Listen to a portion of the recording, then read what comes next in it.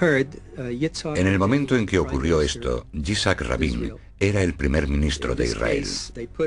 En este caso pusieron Yitzhak Rabin y encontraron un verso que hablaba de un asesino que va a matar o de un criminal que va a asesinar. Y ocurrió en un espacio de tiempo muy breve.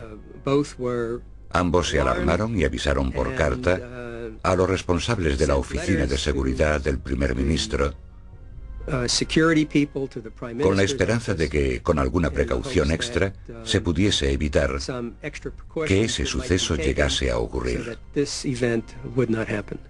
Pero no fue así.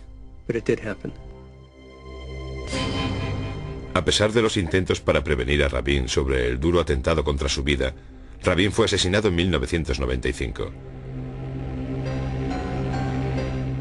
Pero los principales defensores del código abrieron un debate sobre si el código era una advertencia o simplemente la narración de unos innumerables resultados posibles. Es una cuestión muy básica. No sabemos si era una advertencia o si era sencillamente algo que iba a ocurrir de esta forma. Quizás sea una de las posibles variantes del futuro que trata la Torá. Un investigador del código, totalmente seguro de que la predicción del asesinato de Rabin acababa con cualquier duda sobre la existencia y veracidad del código, retó públicamente a que alguien encontrase la predicción del asesinato del primer ministro en Moby Dick. El profesor Brendan McKay, que es una de las figuras principales de la oposición a la legitimidad del código bíblico y que ha hecho una investigación exhaustiva sobre el tema, aceptó el reto. Así que me propuse investigar Moby Dick y empecé a buscar asesinatos de primeros ministros y otra gente famosa, y encontré unos pocos.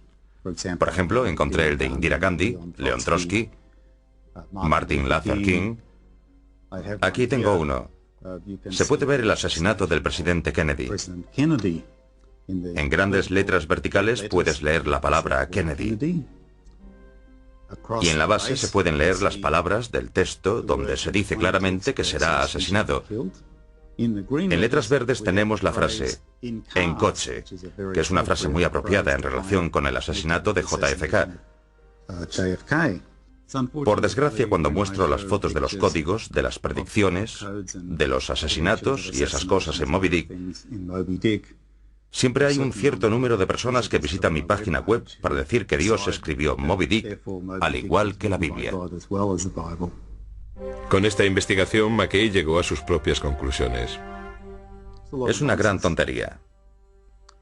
Creo que necesitamos una respuesta más adecuada que esta. He pasado mucho tiempo estudiando esto. Lo intentamos una y otra vez. Hicimos un experimento tras otro. ¿Qué descubrimos? Nada. Hasta donde podemos saber, no hay ninguna prueba de que el código bíblico sea real. Nunca he oído hablar de un solo estadístico, un doctor en estadística experto que crea en el código de la Biblia. Pero hay defensores del código que argumentan que las probabilidades estadísticas de que aparezcan ciertas palabras en distintas formaciones es tan pequeña que atribuírselo a la casualidad es ignorar los elementos fundamentales de la estadística. Mira, hay una pequeña posibilidad en Moby Dick, y las posibilidades en la Torá son muchas. No significa nada. Esto no es un experimento, solo es un truco, y McKay no es más que un mago. Hemos encontrado tantos códigos que estadísticamente no tienen otra explicación que la que ya hemos demostrado. Existe algo. Hay algo aquí que no puede ser aleatorio. Creo que ya hemos llegado al punto en el que queda demostrada la existencia del código bíblico y la forma en la que se ha hecho es desarrollando matrices muy avanzadas con frases que sobrepasan la posibilidad de la casualidad que se da incluso en el universo. Y una vez que hemos hecho esto, entonces queda demostrada su existencia y creo que hoy hemos llegado a ese punto. Otros investigadores argumentan que dejando las probabilidades estadísticas a un lado, deberíamos mirar la validez del código de otra forma. El debate no tiene mucho que ver con si este o aquel código son ciertos o no. Se trata de saber si son una posibilidad real, si crees que cada código es correcto, que todo esto funciona a la perfección y puedes predecir lo que va a ocurrir, en realidad estás loco. Si crees que los códigos no existen, que no es posible, que existe una especie de idea absurda de que debe de haber códigos por todas partes, realmente te estás perdiendo algo estupendo sobre la complejidad del mundo. No estás viviendo en un mundo codificado, y no vivir en un mundo codificado es como vivir en un mundo monótono, y un mundo así no es realmente un buen lugar para vivir. A pesar de los sólidos argumentos de McKay y de sus seguidores contra la existencia de los códigos, los que apoyan su existencia nos muestran más ejemplos reales de las predicciones de los códigos sacadas de los titulares de hoy en día. ¿Qué dice el código bíblico sobre los acontecimientos recientes? ¿Y qué nos advierte sobre el futuro?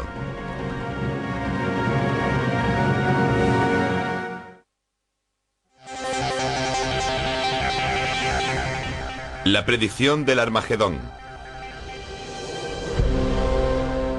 Mientras que tanto los que lo apoyan como los detractores tienen argumentos sólidos, no podemos ignorar que ciertas predicciones de la Biblia se han hecho realidad. Algunos creen que el futuro no se conoce hasta que se convierte en pasado, y de este modo se vuelve historia. Otros creen que si tienes las preguntas adecuadas se puede predecir el futuro. Si el código puede predecirlo, ¿qué nos deparará el futuro y dónde está escrito? El código ha hecho algunas predicciones sorprendentes en el pasado más reciente. En las elecciones de Bush y Gore, cuando volvía a casa, pasé por una tienda donde vendían periódicos. Tenían un periódico israelí. En los titulares vi cómo se escribía Bush y Gore en hebreo y también ponía la fecha de las elecciones, con el sistema del calendario hebreo. Cogí esas tres palabras y las metí en mi programa informático. El resultado fue una matriz muy rigurosa. Creo que eran como 4 filas y 5 columnas con estas tres palabras. El día del mes y el mes eran una palabra clave. Gore era otra palabra clave y Bush la otra. Era tan compacta que la probabilidad de encontrar eso en una población de texto libre... Un texto libre es una población en la que hay textos sin ningún código. Era algo como una entre unos cientos de miles. Serían los sucesos del 11S los que conseguirían que los investigadores retomasen la Biblia para ver si había sido predecido. Lo que encontraron fue sorprendente. Descubrimos unas colocaciones compactas poco comunes de estas tres palabras, junto con algunas otras que tienen algo que ver con el 11S, entre ellas el mismo 11S, los nombres de los pilotos, varias descripciones, la caída de los edificios, la destrucción de las torres, la tragedia ante los ojos de la gente y cosas así. Y todo esto apareció en una zona muy pequeña. Hice una matriz con el ataque del World Trade Center y encontré 30 términos que formaban frases completas. Las probabilidades de que aparezca una matriz así son de 1 entre 300 por 10 elevado a 40. El avión derrumbó la Torre Gemela 2 veces.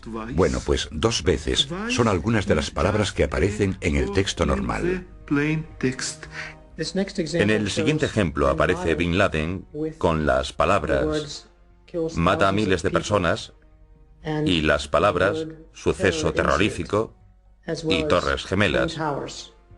Lo que hace extraordinaria a esta cuadrícula es la agrupación en la que aparece. Casi tienes que pararte a mirar un momento antes de darte cuenta de lo cerca que aparecen estas palabras. Estas son las únicas palabras para el terror, suceso terrorífico, que aparecen con un salto de 2 letras. Es el intervalo más corto de la Torah. Esta es una de las 3 mejores asociaciones entre torres y gemelas. ¿Por qué aparecen juntas en la misma cuadrícula? Pues la respuesta que encontramos una y otra vez es porque existe una intención clara. Una de las últimas revelaciones del código bíblico se refiere a un suceso que tuvo lugar el 1 de febrero de 2003, el desastre del transbordador espacial Columbia. Empezaré por los hallazgos del profesor Reeves. Transbordador espacial Columbia. Llorar su muerte. Devorados por el fuego. El profesor Reeves no vio este ELS